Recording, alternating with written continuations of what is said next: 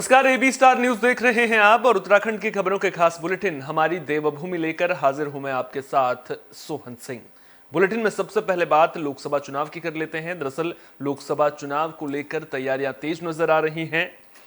उत्तराखंड के लिए कांग्रेस अपने लोकसभा प्रत्याशियों के नाम का जल्द ऐलान कर सकती है। यह जानकारी उत्तराखंड कांग्रेस के पूर्व प्रदेश अध्यक्ष प्रीतम सिंह ने दी। उन्होंने कहा कि दिल्ली में सीईसी की बैठक हो रही है और अगर स्क्रीनिंग कमेटी ने अपना होमवर्क पूरा कर लिया है तो जल्द ही प्रत्याशियों के नाम की घोषणा कर दी जाएगी।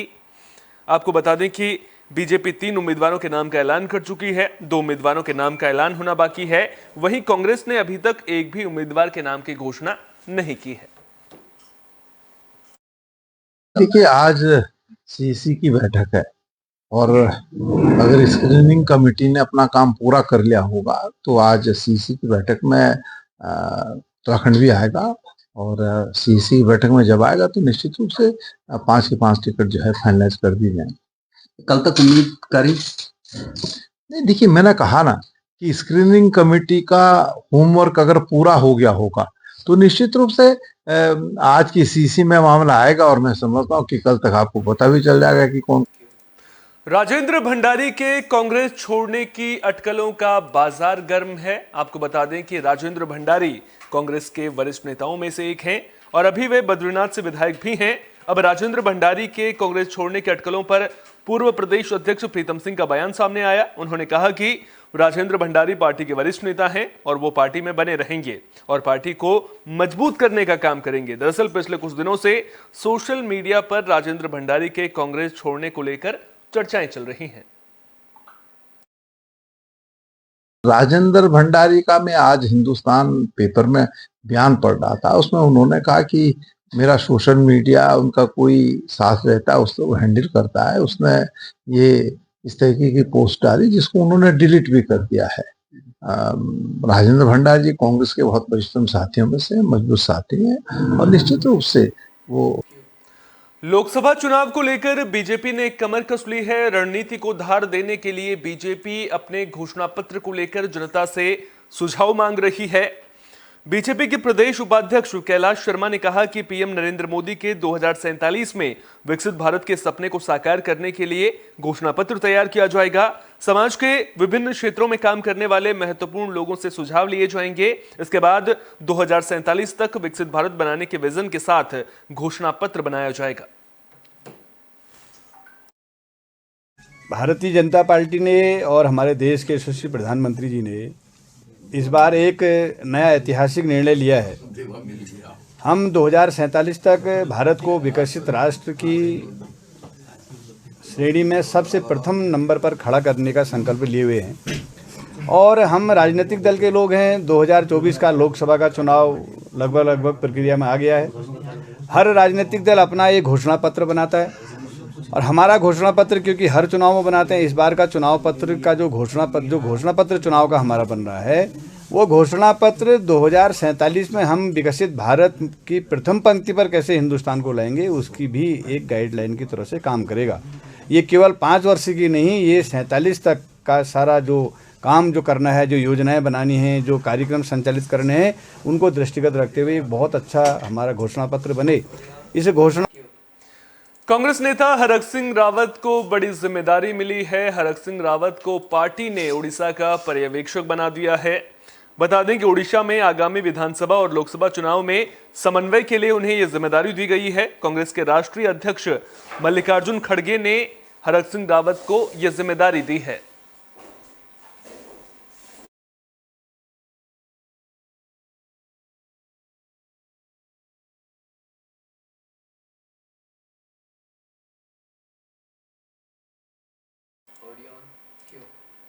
श्रीनगर की शांत फिजाओं में एक बार फिर से पहाड़ी बनाम बाहरी की गूंज सुनाई देने लगी है। सख्त भू कानून और मूल निवास की मांग को लेकर युवा आंदोलन कर रहे हैं। इसी कड़ी में श्रीनगर में स्वाभिमान महारैली का आयोजन किया गया जिसमें बड़ी संख्या में स्थानीय लोगों ने शिरकत की। स्थानीय लोगों के अलावा सामाजिक संगठनों और कांग्रेस यूकेडी के नेता भी महारैली में शामिल हुए।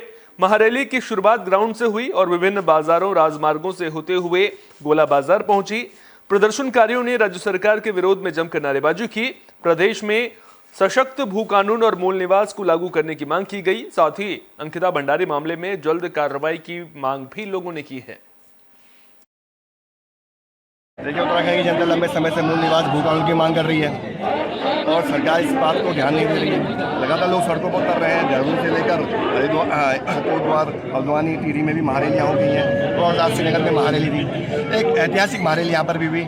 लोग चाहते हैं उनके अपने राज्य में अपना मूल निवास का उनको अधिकार मिले, उनकी ज़मीनें बचे, उनको नौकरियों पर उनका पहले अधिकार हो, अपने रिसोर्सेज उनके हाथों में रहे। लेकिन आज क्या हो रहा है, भारी माफिया यहाँ पे आकर कब्जा जमा रहे हैं, सब तरह के रिसोर्सेज अपने नाम कर रहे हैं। ऐसे में हमारे लोग कहाँ जाएंगे? उनके सामने एक बहुत बड़ा संकट है। अंकिता भंडारी जैसे हत्याकांड क्यों इस राज्य में हुए? क्योंकि मूल निवास इस राज्य में नहीं है, क्योंकि सशक्त भू कानून इस राज्य में नहीं है। ये स्थिति इस राज्य की हो गई है। तो हमें ये बात समझनी होगी कि जब तक मूल निवास नहीं होगा, अंकिता भंडारी जैसे हत्याकांड इस राज्य में होते रहेंगे। कानून मुझे लगता है कि हर उत्तराखंड जो व्यक्ति है, उत्तराखंडी है, उसका अधिकार है। और भू कानून और मूल निवास ऐसी जो जिसके लिए जो भाई लोग हमारी लड़ाई लड़ रहे हैं, मुझे लगता है कि इसके लिए हर उत्तराखंड के भाई को इकट्ठा होकर इस चीज़ की लड़ाई लड़नी चाहिए। और मैं लोगों से ये भी बोलना चाहिए कि जैसे आज हम लोग भू कानून के लिए सब इकट्ठे हुए, वैसे हमें अंकिता भंडारी की न्याय के लिए भी इकट्ठा होकर इस लड़ाई को सड़कों पर उतर कर लड़ने की जरूरत है। आशुतोष भाई की जो रिहाई के लिए अल्मोड़ा में मानसखंड विज्ञान केंद्र बनकर तैयार हो गया है। मानसखंड विज्ञान केंद्र का उद्घाटन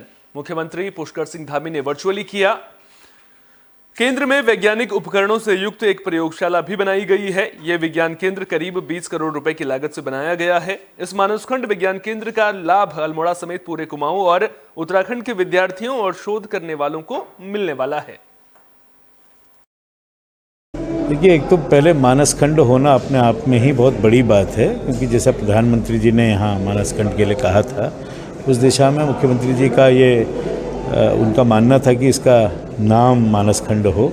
तो मानस का मतलब ही इंटेलेक्ट होता है और विज्ञान प्रौद्योगिकी से बड़ी बात क्या हो सकती है। तो सबसे बड़ा वो समाज बहुत अच्छा करता है हर रूप में, जहाँ विज्ञान प्रौद्योगिकी नवाचार को बढ़ावा मिलता है, उसके लिए ये सबसे बड़ा केंद्र के रूप में विकसित हुआ है। जिस तरह से केंद्र बना है, तो ये सारा इस पूरे के पूरे इसका केंद्र होगा। जितनी चीज़ें हैं विद्यार्थियों के लिए, शोधार्थियों के लिए, नवाचार करने के लिए, ये अपने आप में बहुत बड़ा केंद्र है। इसी तरह की इसकी गैलरीज़ यहाँ पर विकसित की गई हैं। और क्योंकि ये थीम बेस्ड है, देखिए हम हिमालय में रहते हैं, जलवायु परिवर्तन से पूरा विश्व इस समय वो सबसे बड़ा मुद्दा है और उसके लिए जलवायु परिवर्तन का यहाँ पर पूरी की पूरी गैलरी बनी है। तो ये अपने आप में जितने केंद्र हैं उसको जोड़ते हुए अध्ययन के लिए एक बड़ा केंद्र बनेगा। देखिए, एक तो पहले मानसखंड होना अपने आप में ही बहुत बड़ी बात है, क्योंकि जैसा प्रधानमंत्री जी ने यहाँ मानसखंड के लिए कहा था, उस दिशा में मुख्यमंत्री जी का ये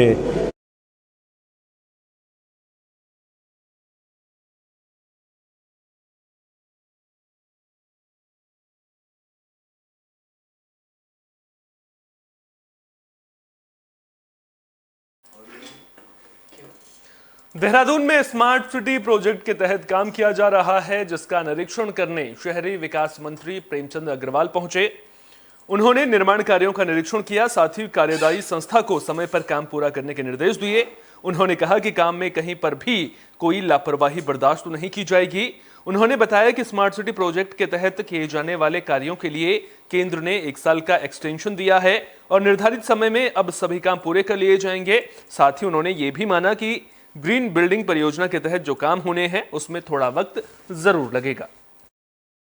तो ये सुधार है और जो यहाँ पे मटेरियल है उसकी जांच के लिए भी मैंने कहा है।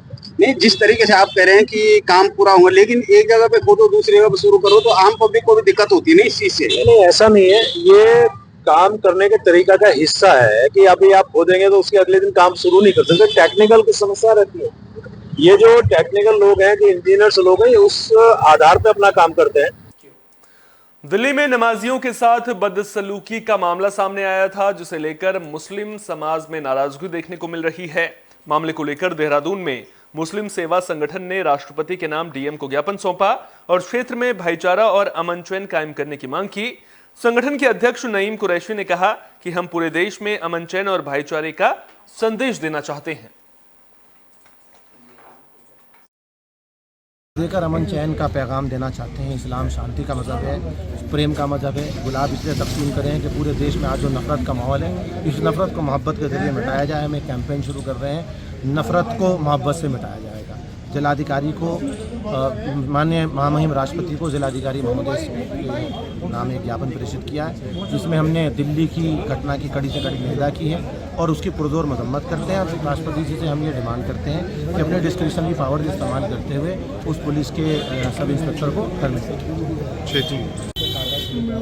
खैर दोस्तों, जो दिल्ली का मामला है कि नमाज पढ़ते हुए किसी पुलिस वाले ने सभी लोग देख रहे हैं कि ऐसी ठोकर मारी जो कहते इंसानी जाति से इंसानियत के खिलाफ है, और जबकि वो यहाँ आदमी इबादत कर रहा है। जब वो खाली हो जाता है कभी तो ऐसे लगते, लेकिन इंसान अगर को देखे तो बहुत ही जाति की बात है। एक इंसान को कैसे समझना, इतना घटिया समझना, तो जानवर से भी बच्चे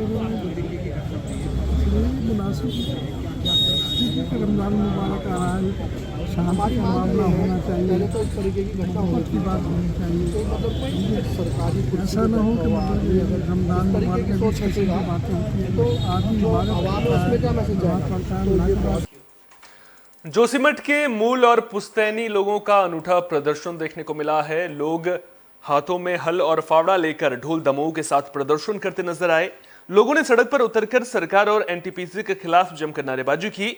जोशीमठ के इंटर कॉलेज तिराहे से मारवाड़ी चौक तक मूल निवासी स्वाभिमान संगठन के बैनर तले निकली इस जनाक्रोश रैली में जोशीमठ के मूल और पुश्तैनी लोग शामिल हुए। दरअसल जोशीमठ में साल भर पहले भूधसाव हुआ था। इससे जोशीमठ का अधिकांश हिस्सा प्रभावित है। तमाम वैज्ञानिक सर्वेक्षणों के बाद शासन स्तर से जोशीमठ के लगभग 1200 भवन खाली करवाने का आदेश हुआ है और लोगों को विस्थापित किया जाना है। ऐसे में जोशीमठ के मूल और पुश्तैनी लोग शहर छोड़ने को तैयार नहीं हैं। मूल निवासियों का कहना है कि जोशीमठ से इतर उनका कोई ठिकाना नहीं है, इसलिए वो जोशीमठ नहीं छोड़ना चाहते हैं। मूल निवासी स्वाभिमान संगठन के अध्यक्ष भुवन चंद्र उनियाल ने कहा कि सरकार जोशीमठ के लिए ट्रीटमेंट की योजना लेकर आए और यहां के मूल निवासियों को दूसरी जगह सुरक्षित जमीन दे। स्थानीय लोगों ने मांगे पूरी न होने पर उग्र प्रदर्शन की चेतावनी दी है। आपदा आए हुए 1 वर्ष हो गया है, लेकिन अभी तक कुछ ही लोगों को मुआवजा मिल पाया, बाकी अन्य लोगों को अभी तक मुआवजा नहीं मिला। और जहां तक आज की रैली की बात करें तो आज की जो रैली है वो जोशीमठ मूल निवास स्वाभिमान संगठन के बैनर तले इस आंदोलन को चलाया जा रहा है, जिसमें जोशीमठ के अपने हक हकूक़ की बात की जा रही है। जोशीमठ का जो आज का आंदोलन है उसमें केवल ये बात की जा रही है कि जो यहाँ के मूल निवासी हैं, जिन लोगों का यहाँ के अलावा अन्यत्र कहीं कुछ नहीं है, सरकार से ये मांग है कि अगर माना कल को यहाँ से लोगों को विस्थापित करते हैं तो हम लोगों का क्या होगा। मतलब हम चले जाएंगे, लेकिन जो हमारे यहाँ हक हकूक़ है उनका क्या होगा। तो हमारी एक मांग तो पहली यह है कि हम लोगों को जोशीमठ के ही नज़दीक कहीं पे अगर विस्थापन ही करना है तो जोशीमठ के नज़दीक में जहाँ विस्थापन किया जाए, जहाँ से हम अपने अन्य जो जोशीमठ में क्रियाकलाप उनको साथ साथ उनका निष्पादन किया जा सके।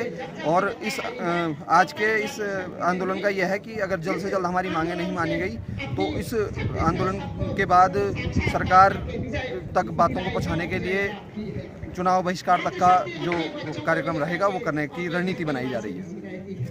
कुछ रिजल्ट आए लेकिन अनुकूल रिजल्ट कुछ भी नहीं आए। हम चाहते हैं सरकार यथाशीघ्र हमारी सुने।